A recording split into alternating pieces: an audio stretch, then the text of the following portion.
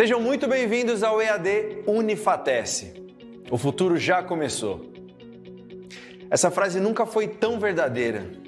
A gente está vivendo a maior revolução tecnológica que a humanidade já viu. São novas formas de trabalhar, de empreender, novos jeitos de se comunicar, novas maneiras de ensinar e de aprender. E você está de parabéns por fazer parte dessa revolução digital aqui no Centro Universitário Unifatece, uma instituição de ensino inovadora e acessível que está levando educação de qualidade para todo o Brasil. Nossa rede de polos parceiros não param de crescer. Já estamos presentes em todas as regiões do país. Ofertamos mais de 200 cursos de graduação e pós-graduação nas modalidades EAD e semipresencial. Com metodologia flexível e inovadora, nossos cursos estão organizados em trilhas de aprendizagem que facilitam o desenvolvimento acadêmico dos alunos de forma intuitiva e dinâmica. Além disso, nossos estudantes têm suporte e acompanhamento pedagógico constantes com o melhor time de professores e tutores do Brasil. E para os cursos e disciplinas que necessitam de atividades práticas presenciais, a gente criou os megapolos que contam com uma infraestrutura inovadora, com laboratórios totalmente equipados e tutores especializados. Viu só? É por isso que a EAD Unifatece é nota máxima no MEC. Centro Universitário Unifatece, fazendo o seu futuro. Boa noite, alunos. Tudo certo? Essa noite de sexta-feira, belíssima para uma aula extra, né? Bom, gente, primeiro, eu sou o tutor Lucas, do Núcleo de Engenharias, então vocês vão dar um chamado aí, talvez eu responda vocês, se não for eu, é os outros da equipe. Enfim, hoje eu estou aqui, passar essa aula de gerenciamento de riscos, e como sempre chega um pessoal atrasado, isso é normal, a gente entende. Enquanto isso eu vou me apresentar, ok? Eu sou formado em Engenharia Elétrica pelo Instituto Federal do Paraná, já estou um pouco na área, hoje estou aqui sendo tutor de vocês, dessa aula extra de gerenciamento de riscos. E para explicar um pouco da aula extra, tem gente que não está acostumado ainda, etc. É uma aula rapidinho, a gente prepara ela com base naquilo que vocês responderam lá na lista de chamada, inclusive em breve a gente vai ter uma lista de chamada aí no chat para vocês. E a gente tenta trazer um conteúdo mais palpável, uma aplicação da disciplina, rapidinho, 10 minutos, 15 minutos, 20 minutos, uma aula rápida, para vocês aproveitarem mesmo e terem uma experiência de elaboração. Então, o tema da aula de hoje tem a ver com avaliação quantitativa de riscos. Então, a gente recebeu essa demanda aí na lista de presença, acho interessante, porque vocês, como profissionais, né, preventivos, vocês precisam saber avaliar muito bem os riscos, até porque vocês precisam avaliar documentos, né, documentar isso de forma correta, ou até mesmo ajudar na gestão, porque avaliar riscos, eu vou apresentar mais à frente, não é só uma forma, muita gente pensa de acidente, mas risco é tudo que pode ocasionar um problema, um atraso é um risco, estourar um orçamento é um risco, se acidentar, né, ou problemas, enfim, com pessoas são riscos. Então, a gente usa a avaliação quantitativa, né, que é uma tabela que vocês têm na apostila, para quando a gente quer quantificar, ou seja, a gente quer transformar esses riscos em um valor, ou não necessariamente um valor de número, mas quando você quer quantificar e padronizar algo, para você medir tudo a partir da mesma régua. Essa padronização, né, vocês podem ver, está em forma de tabela aqui, ela é feita de uma forma bem eu diria, bem intuitiva, onde aqui nesse canto a gente tem a probabilidade, que é relacionada ao risco, porque existem riscos que são mais recorrentes e riscos que são menos recorrentes. Então, por exemplo, o risco de uma entrega chegar atrasada. Bom, eu acredito que ela não acontece sempre, mas ela também não é um evento tão raro. Porque você pode ter um acidente de trânsito, você pode ter uma manutenção na via, o motorista esqueceu de abastecer e precisa abastecer antes de chegar no local. Então, são atrasos, ou simplesmente o carregamento não aconteceu no dia correto. Então, isso também é um atraso. Então, não é algo que é quase certo que vai acontecer, a gente não quer que isso aconteça, mas é um evento provável, uma probabilidade mediana. Então, sem querer, a quantidade de vezes que esse risco ocorre também é avaliada nessa tabela. Okay? Outro ponto é a consequência. Vamos dar o mesmo exemplo. Bom, um produto atrasado. O quão ruim é esse produto atrasado? O que de problemas traz para você? Por exemplo, no caso do correio, quando a gente compra uma encomenda pela internet, bom, se o seu produto atrasar 2 dias, acredito que seja uma consequência, talvez, desprezível, né? Ali está escrito marginal, mas entenda como baixa, né? Consequência baixa. Não sei se você vai deixar de comprar de novo naquela loja, porque atrasou 2 vezes. Você entende que o responsável disso é o correio e tudo mais. Então, é um risco baixo. Então, neste caso, atrasar uma encomenda é baixo. Mas quando a gente está falando de um hospital, levar remédio para outro, no hospital matriz, levar o remédio para outro hospital menor. Bom, aí já é um risco crítico, né? Porque dependendo do remédio que for, podem ser perdidas vidas nesse processo. Então, já é algo que a gente encara como, entre aspas, o mesmo problema, mas que tem consequências diferentes. Então, esse risco é mais elevado. Então, talvez seja intolerável, né? Então, por exemplo, um remédio que tem que chegar no hospital, e se faltar, alguém provavelmente morrer ou passar por uma complicação muito séria, não pode acontecer esse risco. É um risco crítico, um risco intolerável, né? Na tabelinha, então, por exemplo, é possível atrasar? É possível. Se for, nesse caso do hospital, é crítico. Então, é um risco alto, né? Um substancial, né? Acima do moderado, um risco crítico. Né? Pode levar pessoas a perderem a vida, não ter complicações. Talvez seja meio redundante isso que eu estou falando, mas é importante que vocês peguem como montar aí, como analisar o problema de vocês. Se vocês estiverem nessa situação, seja no almoxarifado, seja numa manutenção, numa empresa, seja numa reunião, existem documentos, como por exemplo PGR, e vocês vão usar uma tabela como essa para elaborar. Então, é uma aplicação.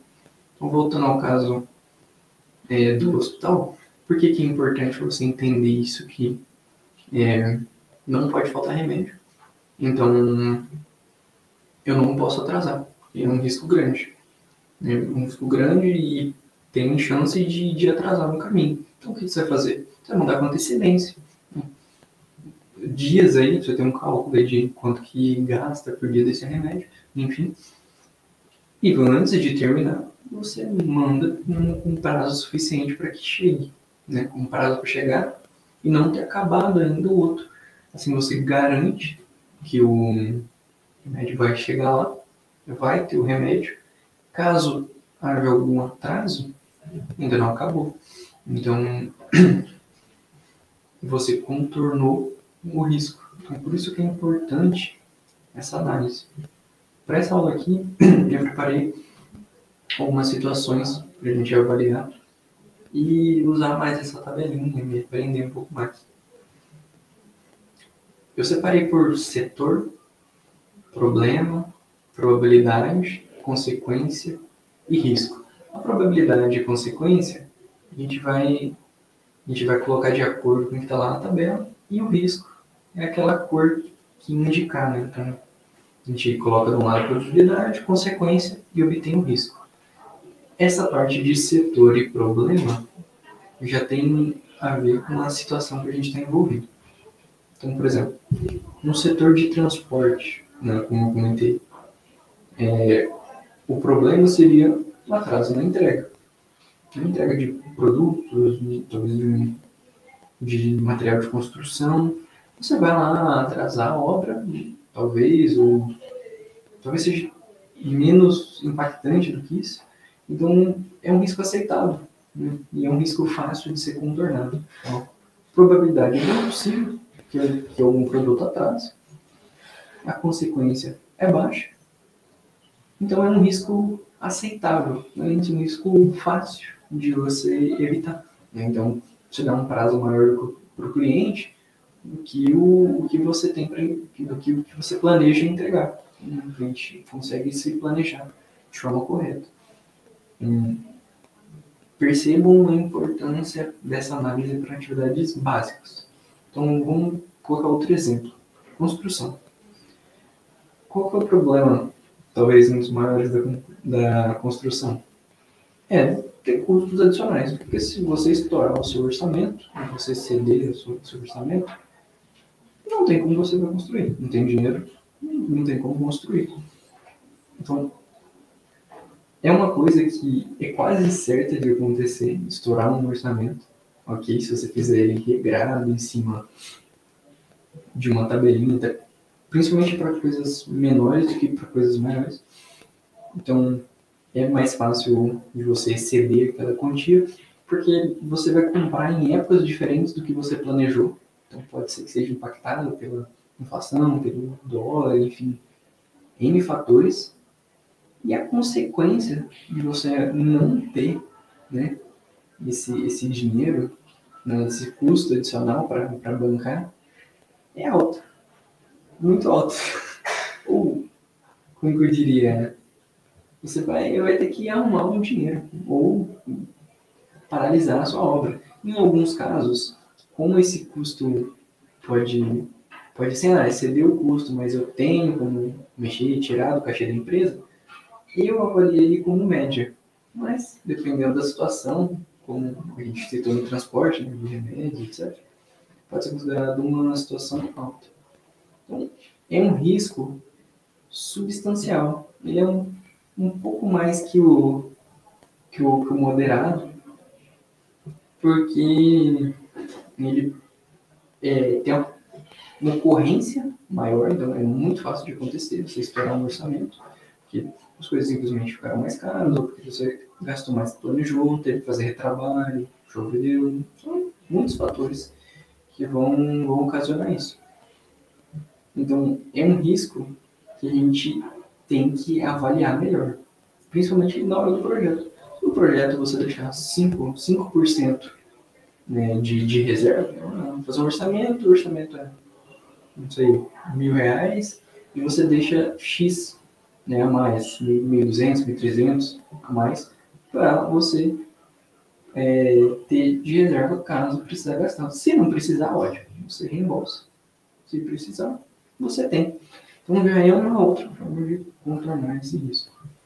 Um outro exemplo, né, o almoxarifado. O almoxarifado, para quem não está habituado com esse termo, é basicamente o estoque, né, onde as empresas guardam as coisas, principalmente coisas internas. Né? Então, são peças de reparo, parafuso, motores, enfim, esse tipo de coisa.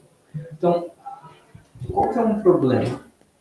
Um funcionário, né, que cuida da parte de compra da empresa, comprar mais peças do que cabe no almoxarifado, por exemplo, uma tubulação. Que é algo facilmente, talvez não caiba no almoxarifado, porque dependendo do tamanho dele, uma salinha.